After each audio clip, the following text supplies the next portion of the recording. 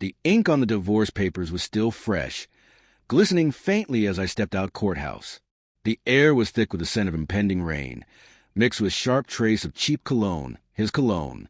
I could still see it burned into my mind. My wife's hand resting casually on his shoulder. That same hand that once pressed gently against my chest, whispering promises of love I'd come to doubt. I didn't make a scene. I simply signed the papers, stood up, and walked away without a word. Her eyes locked onto mine, desperate for the explosion she thought she deserved.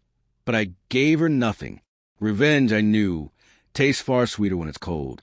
And inside, I was freezing. 15 years ago, I was just a kid clutching a peanut butter sandwich in a thermos filled with warm soup, sitting quietly at a diner. That's when I first noticed Ava. She sat 2 tables away, pretending to bury herself in her books, while her stomach growled loud enough for me to hear. Without a word, I slid half my sandwich across the table toward her. She looked at me like I'd just handed her a miracle. The next day, she returned the gesture, a delicate paper flower folded carefully from notebook paper, along with the words, "You're my best friend." We stayed close, inseparable, until her family suddenly moved away without a goodbye or even a letter. Just gone. Fast forward to my marriage. Lisa, beautiful, ambitious, magnetic. She had a way of making you feel like the only man in the room. For years, I believed I was. But then the cracks started to appear. Late nights at work that smelled suspiciously like lies. A new phone she kept face down on the table. A faint scent that wasn't hers clinging stubbornly to her coat. I didn't accuse her. Not yet. Instead, I began watching, piecing together the subtle signs. She laughed softer on the phone when I came home. She deleted entire message threads like they were secrets too dangerous to keep. She dressed up for team dinners on nights I knew her boss was out of town. The evidence revealed itself one rainy Tuesday afternoon. Lisa left her laptop open on the kitchen counter, an email glaring back at me with words that sliced through the quiet. "Can't wait to see you again tonight." Last night was unforgettable. The name underneath wasn't mine.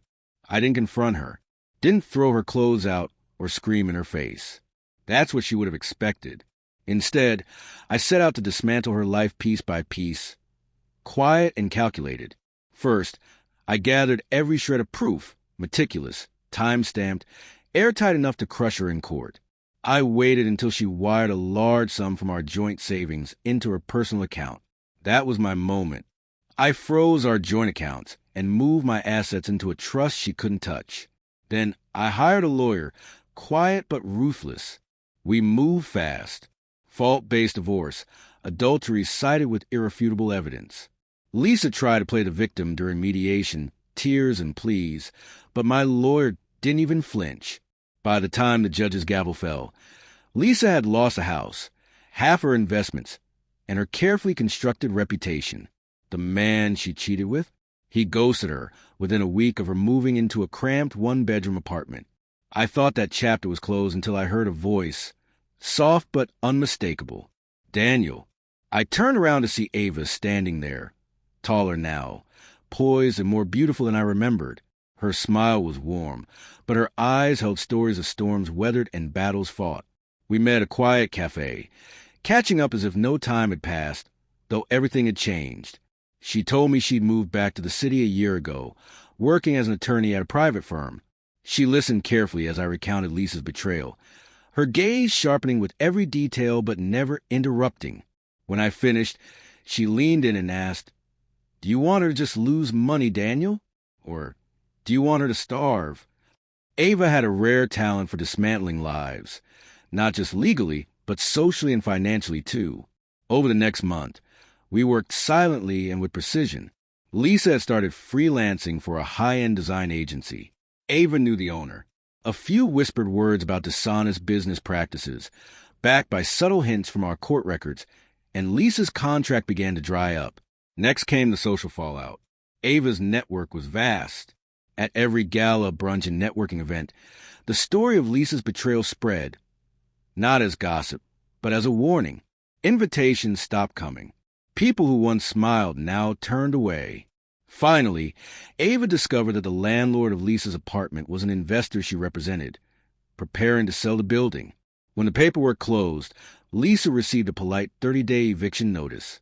The day I saw Lisa again was at a charity auction, the one Ava had invited me to. She was there, serving drinks as part of the catering staff. Her dress was plain. Her hair pulled back in a simple ponytail, no jewelry to catch the light. She spotted me. For a fleeting second, I saw the old fire in her eyes, the belief she could still charm her way out of anything. Then her gaze landed on Ava, arm linked through mine. Recognition flickered, quickly replaced by fear. Neither Ava nor I said a word. We just let her serve us, hands trembling as she carried the tray. In that moment, I felt something unexpected, not anger nor triumph, but peace.